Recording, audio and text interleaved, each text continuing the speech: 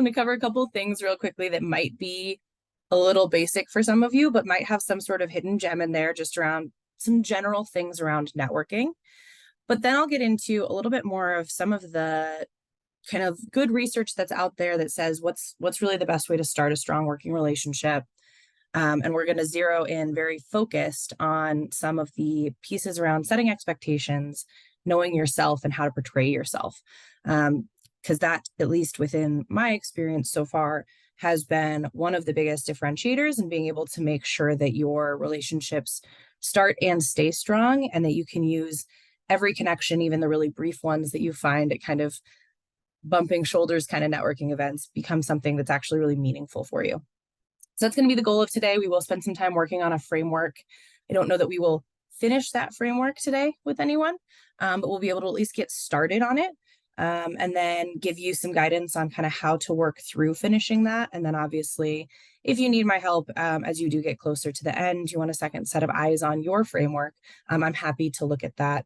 You should, I believe you'll all be able to get my LinkedIn kind of sent after this. We've done that before. If not, I'm pretty heavily searchable, so we can do that. Okay. So first networking thing, I want to start talking just real quick about before you network, right? So if there is some sort of networking event that you're going to, a lot of your success is actually going to come from what you do beforehand. So the first and foremost thing is researching the event, knowing, what kind of is the format? Is this something where I need to be prepared to talk to a lot of people? Do I need to be standing the whole time? If so, maybe you don't want to wear heels. Maybe you do still. Depends on who you are, right? Research the dynamics of the event, as well as any participants. Most networking events, not all, but most will post or allow visibility to the respondents. So you can look up and see if there's someone that works in biotech, which is someplace you really want to get into, and you want to make sure you bump shoulders with them. You can research that in advance and even reach out to some individuals in advance if appropriate, but if not, kind of have your list of folks that you're looking for. Update any physical material you're going to bring, right? If that's business cards, if that's a resume, again, depends on the type of event for what's appropriate. Make sure you have anything that you're bringing physically for your documents is up to date and fresh, and that you have enough of them printed and all that kind of fun stuff. I really believe in setting targets at networking events, especially if you're someone who is not a fan, right? If you get nervous, if you're like, this is good for me, but I'm taking my medicine here, I'm not really like enjoying this networking thing. Some people love it, they thrive, it's their best day. Personally, I'm not one of those people. I'm one of those people who I go to networking things because I know I should, because it's a good thing for my career.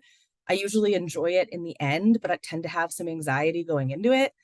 If that sounds more like you, set a target. It can be, I'm going to talk to 3 people before I'm allowing myself to leave. It can be, I'm going to talk to, at least 3 companies if it's more of a company focused event, kind of more like a career fair. It can be I want to make a connection with someone who is a professional late in their career. Doesn't matter how many people I talk to, but I have to make a real meaningful connection with someone late in their career. Whatever your goal is, set something concrete. It'll help you give a little structure. And more often than not, you'll find yourself vastly exceeding that goal, because by the time that you actually achieve it, you will have become comfortable, you will have talked to a few people, you'll be in your stride. And if not, you still have accomplished your goal and you'll be happy and can go home proud, right? So it's still a good thing. When in doubt, bring a buddy. This is especially good if you're nervous, but also can be good anyway, especially if this is someone who maybe is from a recent networking contact. One of the things that we'll talk a little bit more about with relationships is that it's two-sided, right? So if there's someone who is really interested in the nonprofit space and you're going to a nonprofit event and you met them a month ago, invite them to come. It's a great way for them to be included, as well as for you to have a familiar face. So it's kind of a way to double dip that way. Your physical self is really important. People overlook this a lot. They sometimes talk about picking out the right outfit and, showering the night before, but then they forget to eat lunch or they don't drink water all day. And you get there and you actually are physically drained, right? If you're someone who normally works out in the morning, don't skip it on the morning of a networking event. Make sure you hit that, because those little physical elements actually make a huge difference. And then the last thing I would say is show up on the early side. There'll be fewer people there. which means that it's a little bit less intimidating. You will be able to get the vibe of the place a little bit before everyone else is there.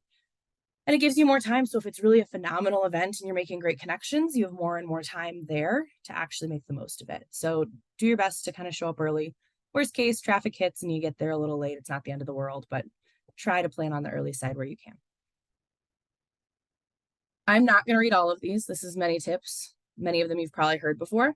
The ones in blue were really revolutionary for me when I started to integrate them. So I'm going to talk on those a little bit. So I'll start with kind of the top. Well, I'll start with the bottom left of the blue ones.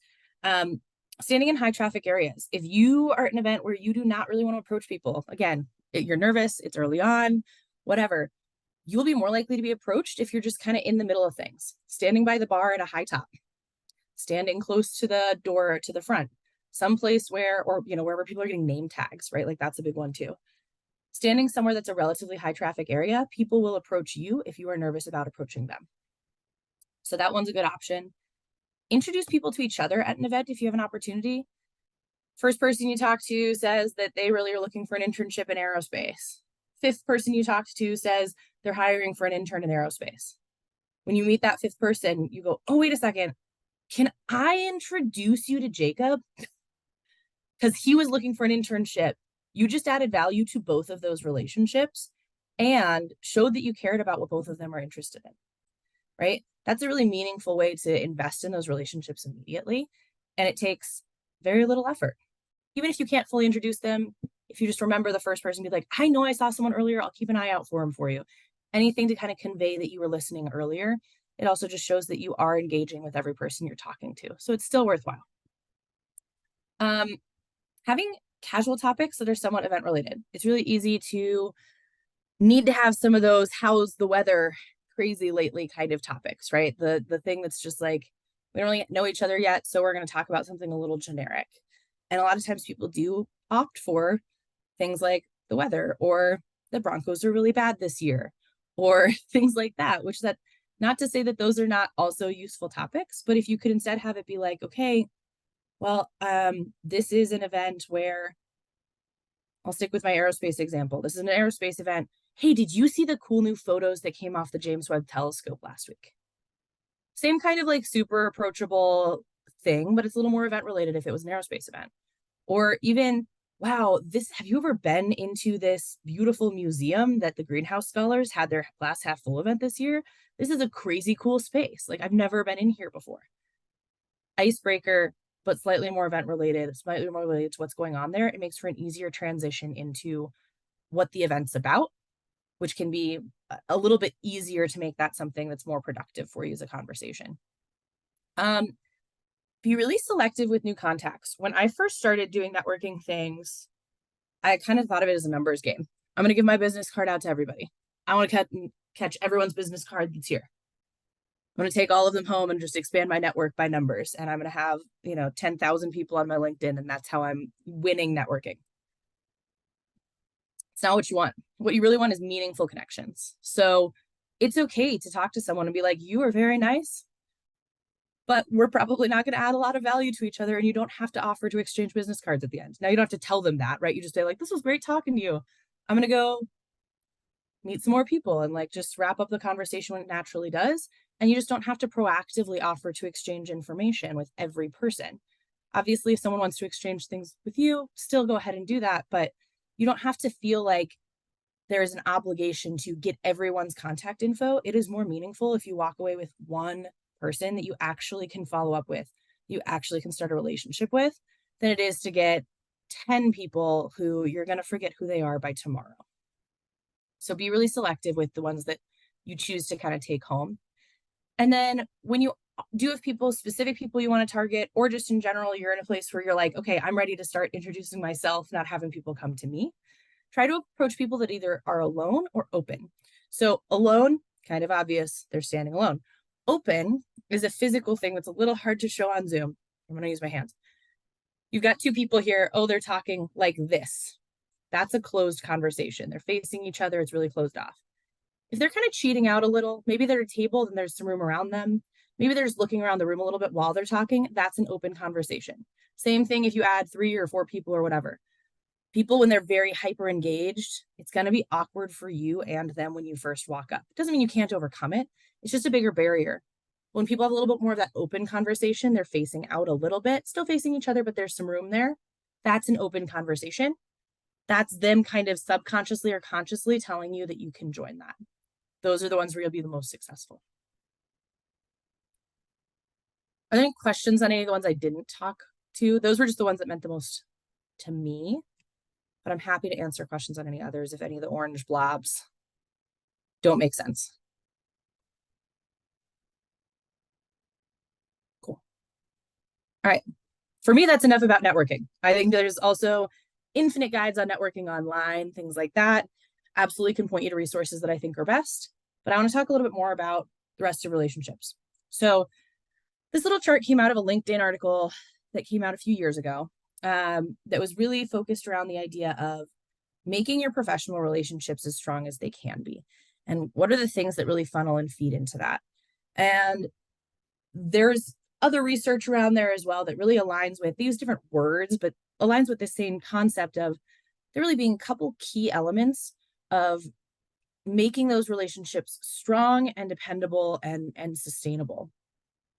Communication is really the foundation of almost every framework that you look at for these.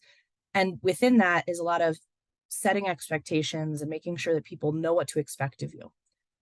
Cooperation, that tends to be something that comes up as you move through a relationship. It's something that not just when you're first meeting them, but as you start to evolve, you'll start to have a little more cooperation and collaboration. You'll have the opportunity to get to know each other better, to partner with each other, and to really show up and have that action piece happen where you have that follow through and where you can kind of learn from each other, so on and so forth.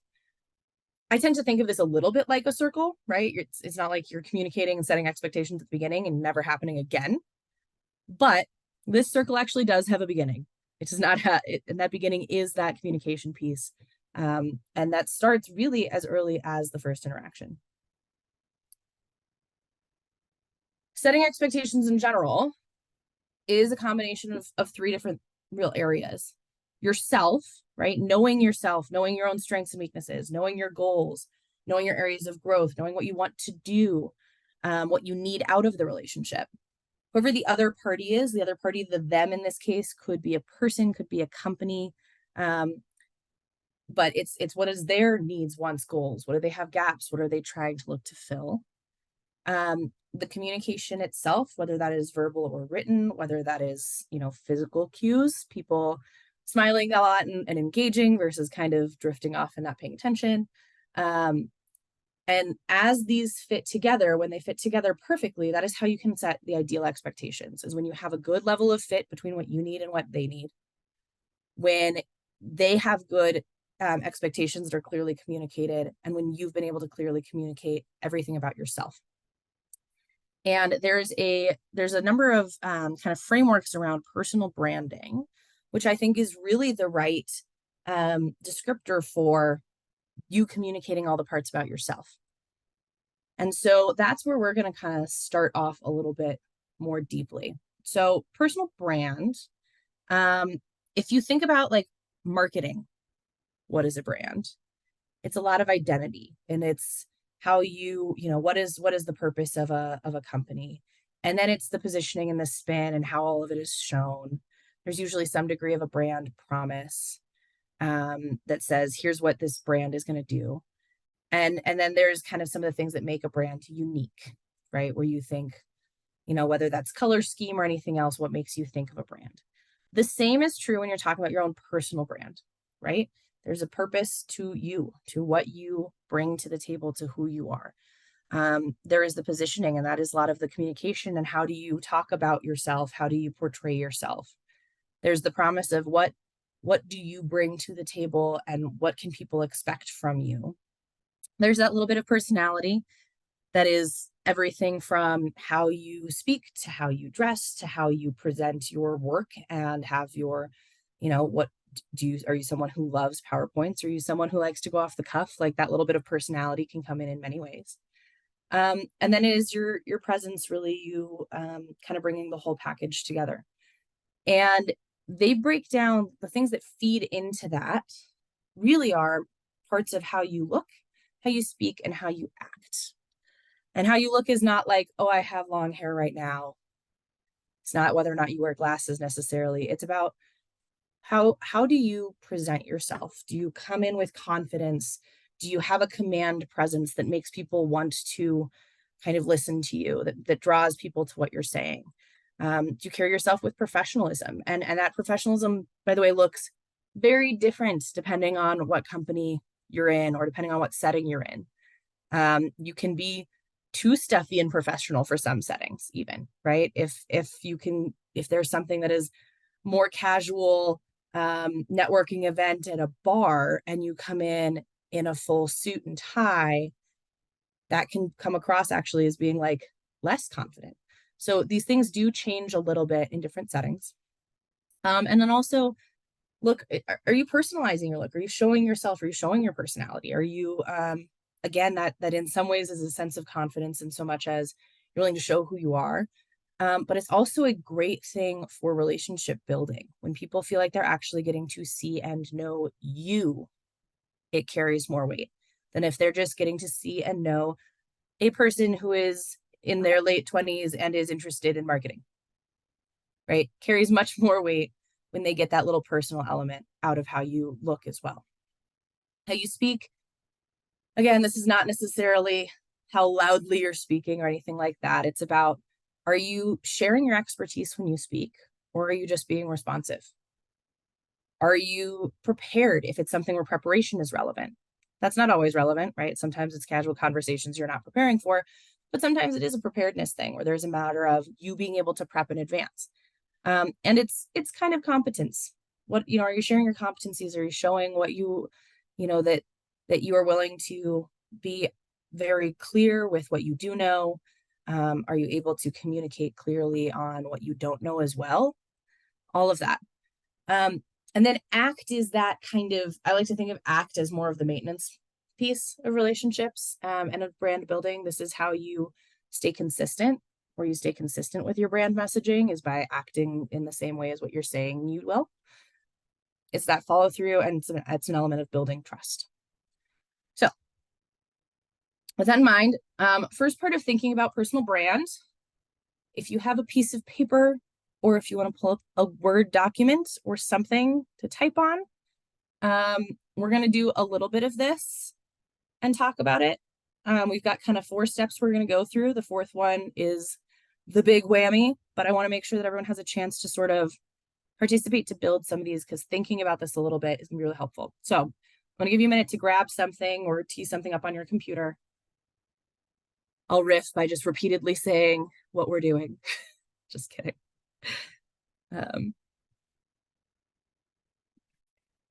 Everybody good? So the first thing we're going to do is rate yourself on how you think, others will perceive that you look and speak, right? Rate yourself on some of those things we just talked about. There's some questions in the middle here that could spark thoughts for you, but do your own little self-rating of, do you show up really well with how you look? Do you show up really well with how you speak? What are some gaps for you? So on and so forth. Focus on that left side of how do you rate yourself. I'll give you like a couple minutes to do that.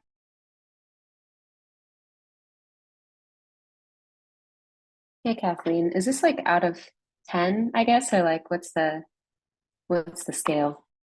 It can be either one. It's as important as the thought exercise. So if you're a numbers person, I'd rate yourself out of 10 on a couple measures. If you're more of like a thought bubble person, some people love to do like, man, I'm forgetting the word right now, but like the word diagrams, you can do that. It's mostly about the thought exercise of knowing, when you're done writing some stuff down, where you have strengths in this area and where you might have weaknesses in this area. Thank you. Yeah. All right, so that was about 3 minutes. I'm going to hit pause here on this. If you haven't finished your full psychological assessment of how you'd rate yourself, that's fine. I wouldn't have in 3 minutes either, but hopefully it gets you a little start. We're going to now flip to the right side. How do you perceive that others would rate you on those same things? So for this, I would say you'll be the most successful if you start by thinking about a specific audience as you go through this and kind of circle back and do some of your own after this workshop, you might do multiple, but think about like maybe a key coworker group if you got a partner group you work with a lot, or your boss, or someone specific to start, and just how would they rate you on those same kind of things. And I'll give a couple minutes for that.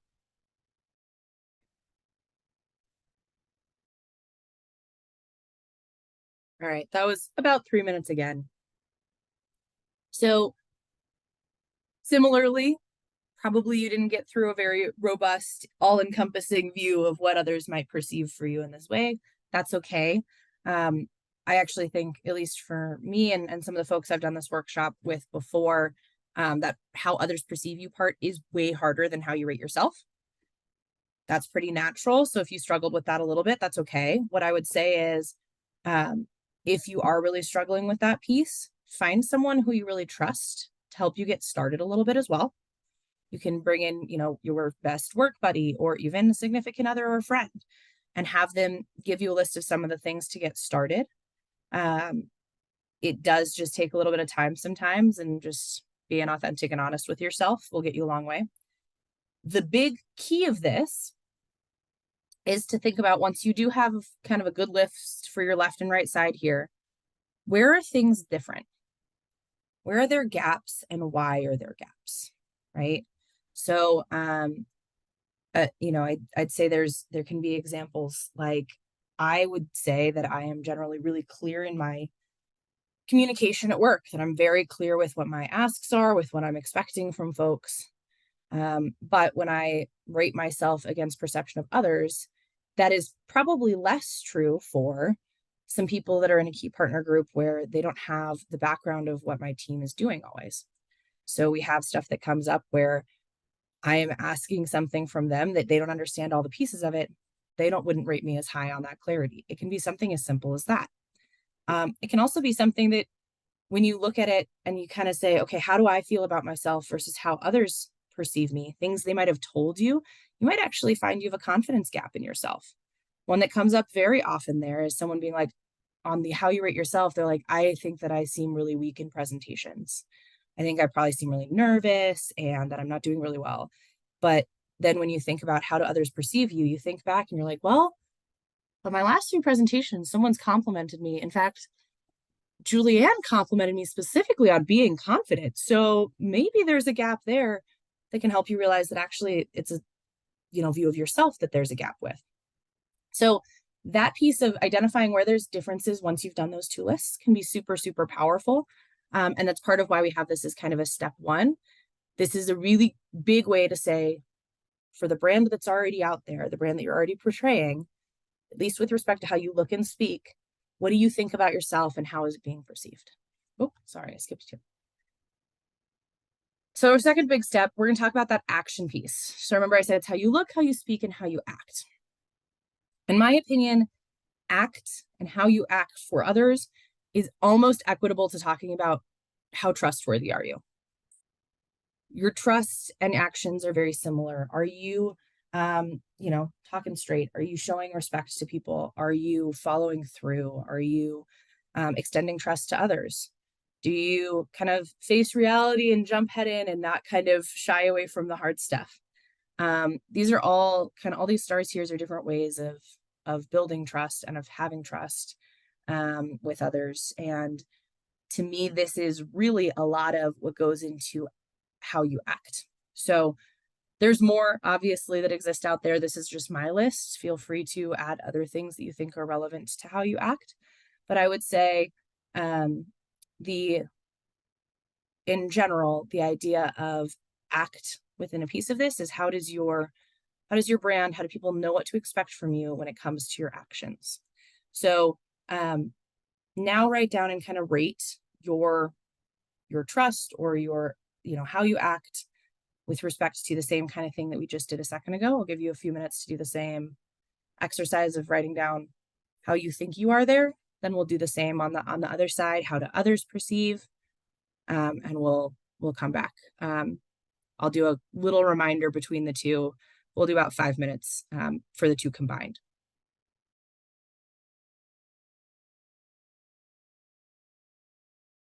Could be about the halfway mark to switch from rating yourself to rating how others would perceive you.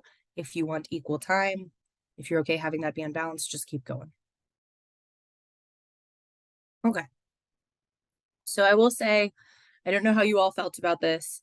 Everyone that I've worked on with something like this before seems to either struggle more with look and speak or with act. And it's like not close for most people. So I don't know if you felt that way or not. But if you did, don't be alarmed. That's all right. So these first two steps, again, in an ideal world, you would have had a week to mull this over before we'd go on to step 3. So bear that in mind before I show you what our little step 3 here is. But this is something that you can go back and you can iterate on and build out more wholesomely if you'd like to, and kind of create something that's very robust. But this is as much of a benefit to understanding yourself a little bit in the thought exercise as it is to truly having all of those little bullets and notes written out. So it's something that can continue to evolve. So step 3, I'm going to jump in a second to what our framework actually looks like. And what we are going to do is work on a personal narrative framework or an executive narrative framework. You'll hear it both ways. Building your personal narrative, it's kind of 3 things that are really, really important. Consistency of the message. So that's both important with respect to having your message that comes out of it be consistent with itself, as well as making sure that, again, that consistency is going to flow through to your actions.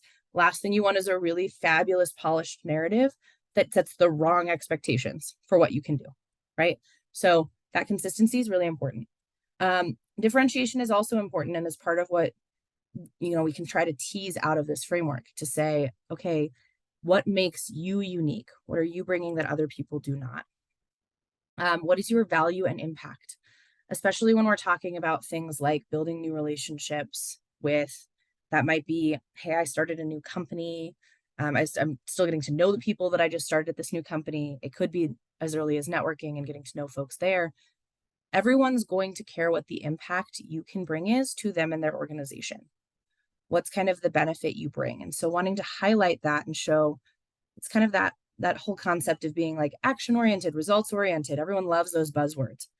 What that really means is just that you are focused on and can articulate what your value is and what your impact is. And a lot of it is proof points. Proof points are the hardest and also most important part of what we're going to look at. So just bear that in mind. Don't be daunted when we start to look at it there. And we'll get into some of the questions that you're kind of should be thinking about as we get started or here, as far as like who you are, what do you stand for, how do you connect with an organization. But we have more specific ones even in the framework. So I will go to that right now. I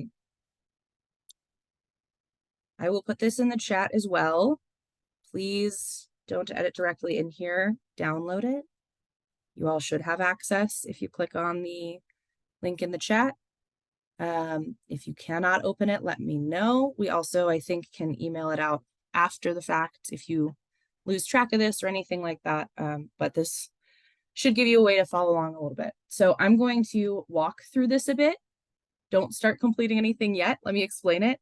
And then you'll have a little bit of time to complete. And then we can come back. So the way that this works, this is kind of your playground to get started with that will break into 3 different big areas. If you have a company in mind, an organization you're going to, it could be your current company, things like that, that's phenomenal. If not, think about the kind of company you want and we'll structure things around it that way, right? Do you want a startup? Do you want a fast-paced culture, whatever? And you can structure this without even knowing exactly who's on the other side of receiving this. But this should be, in theory, tailored to something as specific as, I want to get a job at Mars Inc. and work with M&Ms. It can be that specific that comes out of here, but you also can use this in a more generic way. So don't feel too worried about the company side of it. But talking through, the first column is going to be a lot about you. It's about yourself, your personal beliefs. What is core to who you are? What drives you in the workplace? What are you passionate about? And in what way do you have any sort of fresh take on things? All like that. Second column is superpowers. This is a lot about that value piece. What's a differentiator of yours? What makes you unique? And how does that provide some value? How is that a little different? How has that become something that really is a superpower for you, is something that is unique to you and makes you better, makes you stronger? And the last one is, alignment to that company, whether it is a very specific one or a mythical one we're going to play with. How do you contribute to a company's outcomes? What do you do that helps to add value, that helps to create something positive, that helps to accelerate success, whatever that might be? Those are kind of our three columns as we go across. The first piece is going to be core descriptor words. We're not going to do that yet. I'll come back to that. Second area is going to be kind of those self-searching questions. What are the things about you you're trying to find here that really define yourself? I will say for me, when I first filled this out, I had like 3 or 4 different answers to multiple of these and 0 answers for some of them because I really struggled with answering some. And then deciding which of the ones, like, what was I most passionate about? Well, I had multiple answers. Which one matters the most? I kind of whittled down over time. And then the proof points, again, this is the most important part. These are the things that really should say, here's an outcome that happened in the past. Here's something that I am doing currently today that supports and proves that what I said in this kind of row bucketed area above is true. And what you get when you combine all of those, you'll have first a really rough, nasty looking readout of everything. And then you'll have a really robust view of who you are. And I'm not going to walk through all of this right now. I will email this all to you. Or I might be able to put it on Google Drive while you all are starting working, even, and just share it that way. And that'll probably be easier. So I'll do that. But what you have is, oh, sorry, we can make this a little bigger because I know that's teeny tiny. You'll get out of it paragraphs that say things like, again, in this first portion was about, what are you passionate about? For me, mine ended up being about change, and that constant change was good. And so that's what you kind of see in that first paragraph. Perpetual improvement, constant change, and holding people that I lead and manage to do the same. That goes kind of hand in hand with taking on new challenges. So it kind of phased well into that, and being a really well-rounded person and having that constant change show up in multiple places. So I'm going to skip some of the rest of that and jump down to proof points to give you an example. So I had a proof point that was really around educational growth and the change that happens there and what I did about it. I got an MBA while working full-time. That's the punchline of that first paragraph. Second big bullet, I really believe in kind of that growth only happens if you look at where you're growing from. So my proof point is really around setting those reviews and what I've done for myself to make sure that I'm looking at how I'm growing constantly and setting that for my team. That's kind of that proof point. And then there's some data on how much that results in improvements for truly concrete numbers for my team. And the last one is about, I said at the beginning, I hold other people accountable to it too, and I empower them to do the same. Well, how do I actually do that? Proof is a proof point around, did I do that? Did I empower folks to achieve and to go do the same? So there's kind of your rough example. I'll switch this to Google Slides or to Google Docs so you guys can access it while you're here. But what I would suggest is get started on putting some thoughts around the second and third area, particularly even the second. If something comes to mind for the third, that's great. I'll give about 10 minutes for folks to do that, and then we'll come back and talk a little bit about the process from here, how you can actually finish filling this out. We'll talk a little bit about those core descriptors that I said to completely ignore for right now. And we'll kind of wrap it up with any other questions that come up.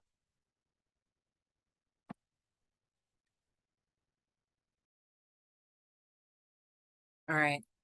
I'm sure that did not feel anywhere nearly like enough time, but I do want to make sure that we can talk a little bit about what to do from here. So I am going to ask you to wrap up your last thought. I'll give you like 30 seconds and then we'll start talking again.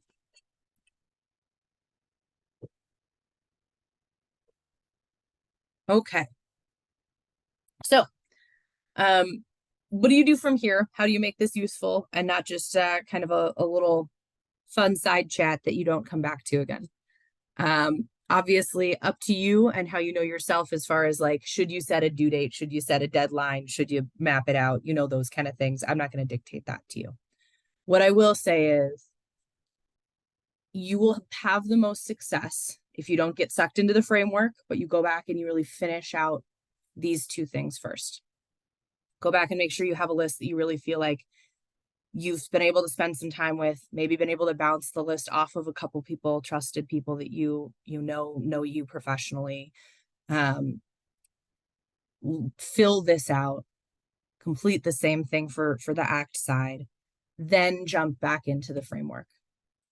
Then what you want to do with this framework, answer all these questions. Like I said, put in a ton of stuff first. Totally fine. Go big and then narrow down if you want to. If there's stuff you really can't figure out, that's okay too, but put in whatever you can here first. Still leave those core descriptors blank for the moment. And when you just have the other pieces sort of filled out, then find a buddy. Get back together. It could be with someone who's on here. You could bring this framework to someone else and kind of relay to them what we did here and have them fill it out with you at work or as a friend or as a scholar who did a different session today, right? If they were in one of the other sessions, maybe set some time with them and cross share, right? Give them what you got here and vice versa. So find a buddy, build and bring your narrative. And this is something that will probably feel vulnerable to you. It's deeply personal, especially when you're building it out. Once you have it built out, it's still very personal, but it's something that probably you'll be able to say, yeah, that's me to a T.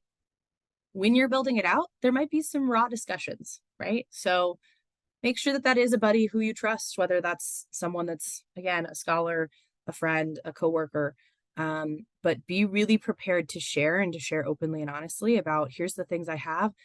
For me, when I was going through this, one of the conversations I had very openly was like, I have a hard time identifying with being a leader in the way that someone was describing me.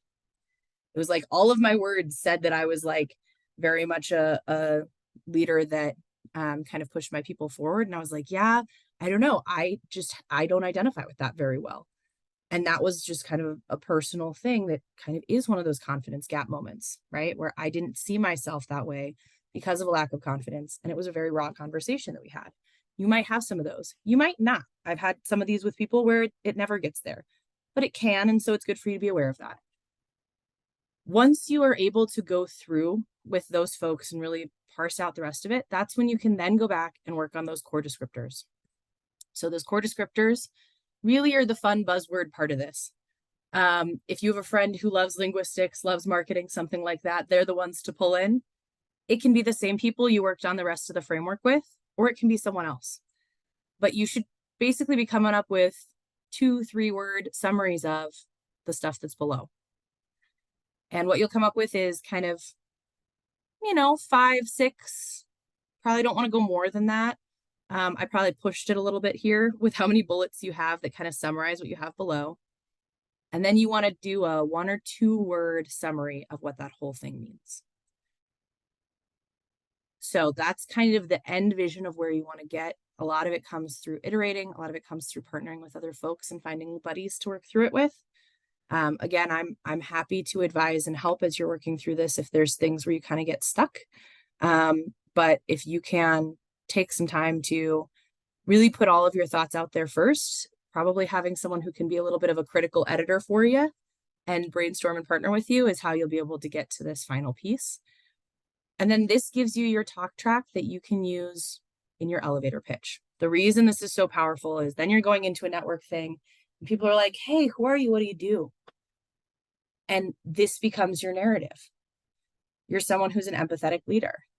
You're someone who's kind of a business broker who's able to swivel chair between different teams. And I actually can connect the technical and the business side very easily because I'm used to being that interloper between those teams. That defines my identity in a very quick way and gives people a really vivid idea of what I can bring to the table.